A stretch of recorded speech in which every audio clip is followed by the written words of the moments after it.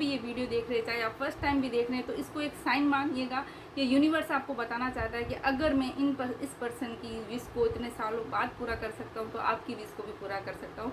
तो hello, welcome back to my new video. Thank you so much for subscribing my channel, thank you so much for supporting me, thank you thank you thank you so much. तो आज फिर मैं आपके साथ हाजिर हुई हूँ अपनी मैनिफेस्टेशन लेके, वो भी 3 से 4 मैनिफेस्टेशन जो मेरी पूरी हुई है 1 महीने के अंदर, वो मैं इस वीडियो में शेयर करने वाली हूँ। तो अगर आपका भी कोई गोल है, आप भी कोई मैनिफेस्ट करना चाहते हो, तो इस वीडियो को ज़रूर देखिएगा। इससे आपका बिलीफ सिस्टम स्ट्रॉन्ग होगा, और आपका बिलीफ सिस्टम जब स्ट्रॉन्ग होता है तो आप कुछ भी मैनिफेस्ट कर सकते हैं। तो चलिए शुरू करते हैं हमारा आज का वीडियो। हेलो, अस्सलाम वालेकुम, नमस्ते, सत श्री अकाल। कैसे हैं आप सब लोग? आई होप आप सब अच्छे होंगे। आप सबकी दुआ से मैं भी बहुत अच्छी हूँ।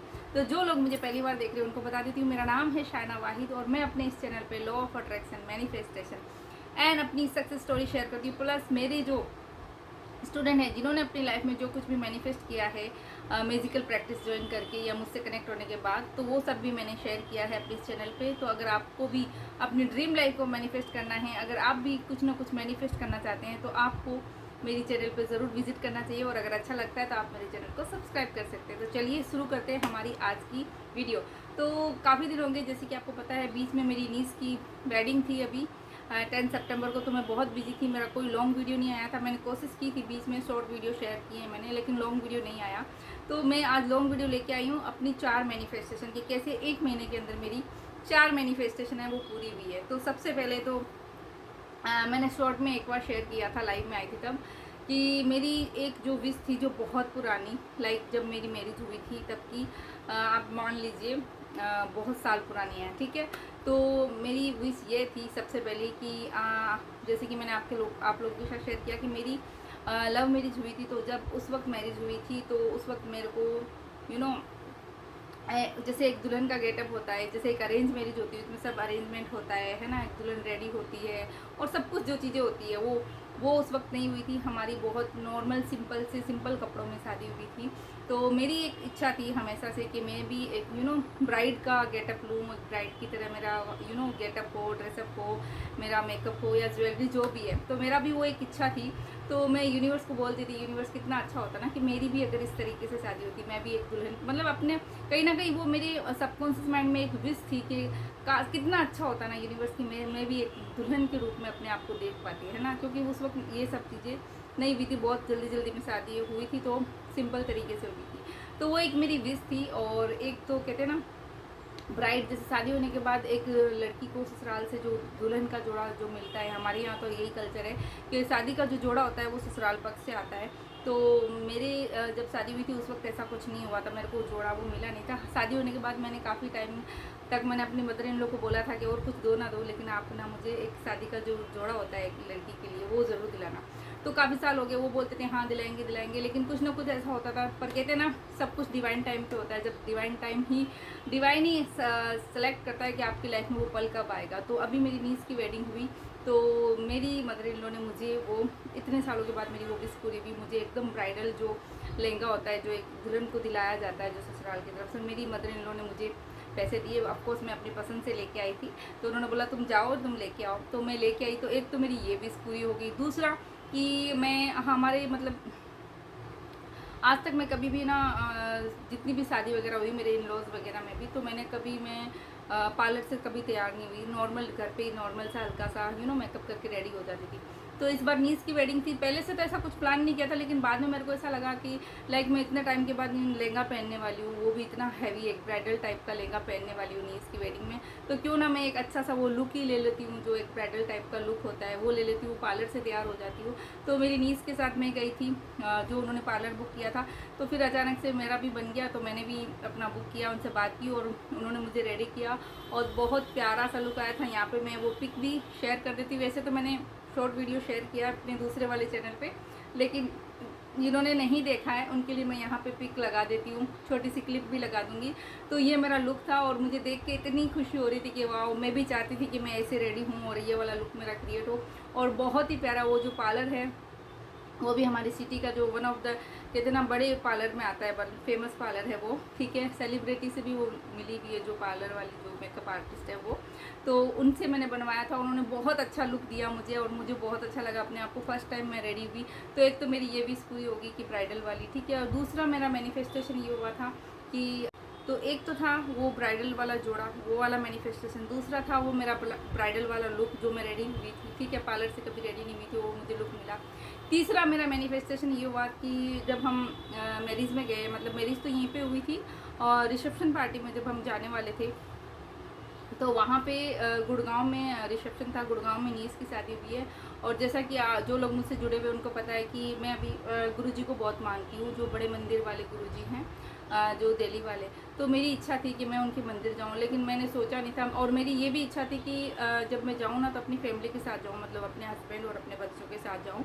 तो मेरा वो सोचती थी जाऊँगी, पर मन का पता नहीं, हस्बैंड बहुत बिजी रहते हैं। वैसे बीच में वेकेशन पे भी मैं जब गई थी तो वो नहीं चले थे, मैं मतलब बच्चों के साथ ही गई थी, तो वो बहुत कम बाहर जाते हैं। तो मैं सोच रही थी पता नहीं उनको कैसे मैं मनाऊँगी, वो कैसे चलेंगे मेरे साथ। मुझे बड़े मंदिर जाना है गुरुजी का आश्रम में, लेकिन हस्बैंड पता नहीं चलेंगे नहीं चलेंगे। लेकिन ऐसा हुआ कि जब हमने बुक कराई थी टिकट रिसेप्शन के लिए, तो हमारी जो भी फैमिली सब जो जा रहे थे मेंबर, सब ने 12 तारीख की करवाई थी, सबकी एक ही ट्रेन थी जाने की। तो लेकिन आते टाइम की क्या हुआ कि मेरी ना अपने आप से ही है ना रात की टिकट बुक हो गई। लेकिन मैंने वहाँ पे कोई मेंशन नहीं किया था। जब मैं अपना रिजर्वेशन करवाने गई थी तो मैंने उनको बोला था कि बस 12 को हमको जाना है और 14 का हमारा रिटर्न है। तो 14 की बाकी जो हमारे फैमिली मेम्बर जितने भी गए थे ना, तो उन सब की तो मॉर्निंग की टिकट हुई है।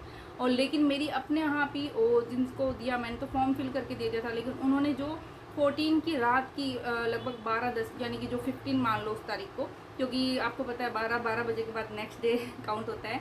तो वो हमारी 15 की डेट होगी, मतलब 14 की 12 बजे के बाद की डेट। वो तो यानी कि 14 का जो सितंबर का जो डे था वो पूरा दिन मेरे पास खाली था, कोई काम नहीं था, क्योंकि शादी तो हो चुकी थी 13 को। और सब लोग जो मेरी फैमिली वाले जो भी लोग गए थे वो सब मॉर्निंग में ही वापस से रिटर्न हो गए, क्योंकि हमारी टिकट रात को थी तो हमें वहाँ पूरा दिन रुकना था।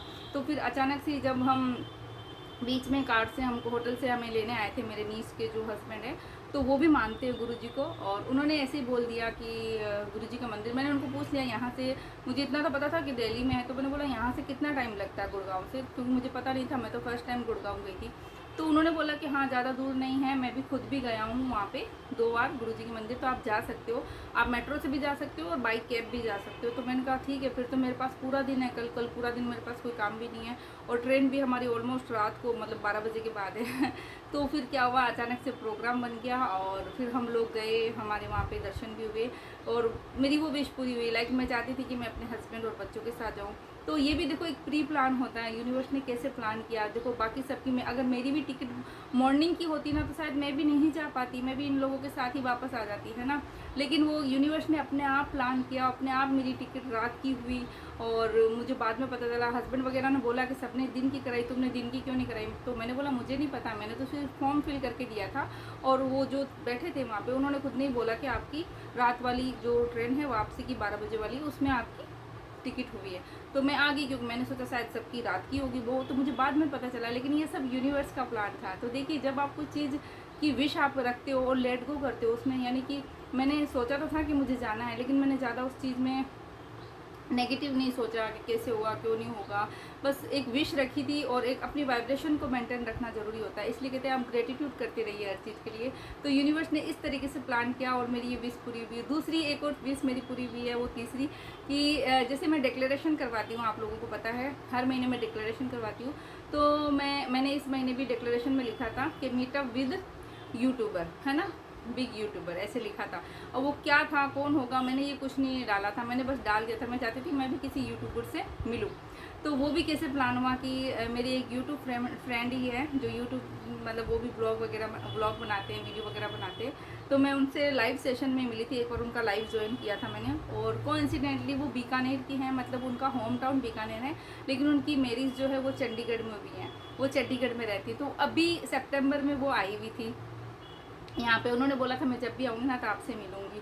और वैसे देखा जाए, जैसे मैंने लिखा था बिग यूट्यूबर, तो मेरे लिए वो बिग ही हैं, क्योंकि एक तो वो एज में मुझसे बड़ी हैं, दूसरा उनका एक्सपीरियंस मुझसे ज़्यादा है, तीसरी चीज़ वैसे भी उनके जैसे अगर हम किसी को बिग यूट्यूबर बोलते तो किस बेसिस पे बोलते हैं, अगर उनकी यूट्यूब फैमिली बड़ी हो, तो वैसे भी उनकी यूट्यूब फैमिली भी ऑलमोस्ट 40K होने वाले हैं उनके, और मेरे तो आपको पता है छोटा सा चैनल है, अभी 3-4 हज़ार सब्सक्राइबर। तो मेरे लिए वो भी एक मैनिफेस्टेशन पूरा हुआ। और अभी मैं कुछ दिन पहले ही उनसे मिल के आई हूँ। एक्चुअली क्या हुआ, शादी जब हुई थी ना तब उनका मेरे को मैसेज कॉल आया था, लेकिन शादी में मैं इतना बिजी थी उनसे बात नहीं कर पाई। तो वो 10 सितंबर के करीब था। फिर मैंने सोचा वो तो चले गए होंगे, अभी इतना मैंने बिल्कुल दिमाग से निकाल दिया था। मेरे को ये लगा था कि हाँ मुझे मिलना तो था उनसे, लेकिन मैं मिल नहीं पाई क्योंकि शादी में बिजी थी, और मैं आई भी 15 तारीख से थी। 15 तारीख से आए थे हम वहाँ से, गुड़गांव से। तो मैंने सोचा शायद वो चले गए होंगे। लेकिन एक दिन अचानक मॉर्निंग में सुबह 9 बजे करीब जब मैं ब्रेकफास्ट बना रही थी 18 को, तो उनका फ़ोन आया। 18 नहीं, सॉरी 20 या 21 की बात है, परसों गई थी मैं, ठीक है। तो उनका फ़ोन आया और उनसे इंस्टाग्राम पे मैंने उठाया और उन्होंने बताया कि वो जा रहे हैं आज शाम को, मतलब जिस दिन फ़ोन आया उन्होंने बोला आज शाम को जाने। तो मैंने बोला अरे मैंने तो सोचा शायद आप चले गए होंगे। तो बोले नहीं चले गए। फिर हमने मिलने का प्रोग्राम बनाया और वो थोड़ा बिजी थे, तो मैं ही उनसे मिलने गई थी। उन्होंने अपने घर पे मुझे इन्वाइट किया था कि आप आ जाओ, तो मिली और उनकी भी यहाँ फ़ोटो में लगा देती, तो मुझे बहुत अच्छा लगा। तो एक तरह से ये भी मेरा मैनिफेस्टेशन पूरा हुआ, डिक्लेरेशन किया था। तो इसलिए कहते आप जो भी मांगते हो ना यूनिवर्स से, वो ज़रूर पूरा होता है। बस आपको क्या करना होता है, फेथ रखना होता है। और दूसरा आपको ऑब्सेस नहीं करना है, मतलब उसके पीछे नहीं पड़ जाना कि ये पूरा नहीं हो रहा, पूरा नहीं हो रहा। आप बस यूनिवर्स से मांगिए, पेशेंस रखिए, ग्रेटिट्यूड देते रहिए हर चीज़ के लिए, और यूनिवर्स पे ट्रस्ट कीजिए, वो टाइम ज़रूर आएगा। अब देखिए जो मेरी जो फर्स्ट वाली जो मैनिफेस्टेशन जो मैंने बताई ना, जो ब्राइडल लहंगे वाली और ब्राइडल लुक वाली, वो मेरी बहुत पुरानी है, ठीक है। आपको पता है, मुझे जो जानते हो, मेरी शादी को भी इतने साल हो चुके हैं। और अगर कोई और होता तो वो तो बिल्कुल भूल ही जाता कि इतने सालों के बाद गिव अप कर देते हैं। हालांकि जो भी न्यू लोग हैं ना, वो जो इस जर्नी में न्यू है, उनको ऐसा लगता है कि बस हमारी अगर 1 महीने हमने प्रैक्टिस की, 2 महीने की, हमारी तो विश पूरी नहीं हुई, वो क्या कर देते हैं, गिव अप कर देते हैं। आप गिव अप मत करो। अगर यूनिवर्स मेरी इतने साल पुरानी विश को पूरा कर सकता है, तो आपको भी थोड़ा सा पेशेंस रखना है, यूनिवर्स पर ट्रस्ट करना है। यूनिवर्स जब भी देगा ना आपको बेहतर नहीं, बेहतरीन देगा। आपने जो मांगा ना, उससे आपको 4 गुना बढ़ के ही वो देगा। लेकिन आपको बस पेशेंस रखना होगा, आपको ट्रस्ट करना होगा इस जर्नी पे कि यस यूनिवर्स से हमने कुछ मांगा है तो वो मिलेगा ज़रूर, लेकिन डिवाइन टाइम पे मिलेगा, क्योंकि उसको यूनिवर्स को पता है कि वो डिवाइन टाइम आपकी लाइफ में कब आने वाला है। तो बस इस वीडियो को ज़्यादा बड़ा नहीं रखूँगी, ऑलरेडी बड़ा हो गया है। तो ये 3-4 मैनिफेस्टेशन थे जो मेरे एक ही महीने में लगातार हो गए। और सच बताऊँ तो मैंने इनको लिखा नहीं था। हाँ, एक ये मैनिफेस्टेशन था ना जो यूट्यूबर वाला, ये ज़रूर मैंने डिक्लेरेशन में लिखा था।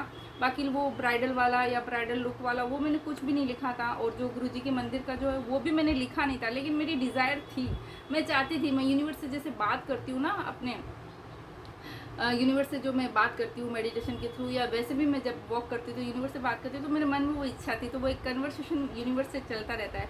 तो यूनिवर्स तो सब जानता है आपके बारे में कि आपको कब क्या चाहिए। तो देखो ये मेरी मैनिफेस्टेशन पूरी हुई है। तो बस आपको अपने आप को इस तरीके से मैजिकल क्रिएटर बनाना है कि आप अपनी लाइफ में जो भी क्रिएट करना चाहते हो ना, वो इजीली क्रिएट कर पाओ। बस अलाइनमेंट पे रहो और हैप्पी रहो, जितना ज़्यादा हो सके खुश रहो, ग्रेटिट्यूड की फीलिंग में रहो, फॉरगिव करो, हील करो खुद को, क्योंकि जब आप हील कर देते हो ना, आप एकदम क्लीन हो जाते हो, और आप नई चीज़ों को, उस नई एनर्जी को, नई पॉजिटिविटी को अपनी लाइफ में इजीली अट्रैक्ट कर पाते हो, ठीक है। तो आई होप आपको ये वाला वीडियो अच्छा लगा होगा, इसने आपको मोटिवेशन दिया होगा, इसने आपको कहीं ना कहीं बिलीफ सिस्टम को स्ट्रॉन्ग बनाया होगा कि यस, इतने साल पुरानी अगर मैम की कोई विश पूरी हो सकती है तो हमारी भी पूरी हो सकती है। तो मैं पूरी दिल से दुआ करती हूँ कि जो लोग भी ये वीडियो देख रहे हैं, चाहे आप फर्स्ट टाइम भी देख रहे हैं, तो इसको एक साइन मानिएगा कि यूनिवर्स आपको बताना चाहता है कि अगर मैं इस पर्सन की विश को इतने सालों बाद पूरा कर सकता हूँ, तो आपकी विश को भी पूरा कर सकता हूँ। तो इस वीडियो को एक साइन मानिए और यूनिवर्स को थैंक यू बोलिए। और please never never never give up on your dreams. कोई भी आपका ड्रीम है उस पर गिव अप मत कीजिए, मैनिफेस्ट करते रहिए, यूनिवर्स को थैंक यू बोलते रहिए। यूनिवर्स आपकी उस विश को ज़रूर पूरा करेंगे, और ये वीडियो इसका बहुत बड़ा प्रूफ है, ठीक है। तो थैंक यू सो मच यहाँ तक बने रहने के लिए। और पहली बार आए तो चैनल को ज़रूर लाइक कीजिएगा, सब्सक्राइब कीजिएगा, अच्छा लग जाए तो शेयर कीजिएगा, ताकि मैं आप लोगों के साथ और भी अच्छा सा कंटेंट लेके आऊँ, और भी अच्छी मैनिफेस्टेशन मेरी जो जर्नी है आपके साथ शेयर कर पाऊँ, और आपकी लाइफ को ब्यूटीफुल बनाने में कहीं ना कहीं अपना कंट्रीब्यूट दे पाऊँ। तो thank you so much and keep manifesting, love you all, bye bye.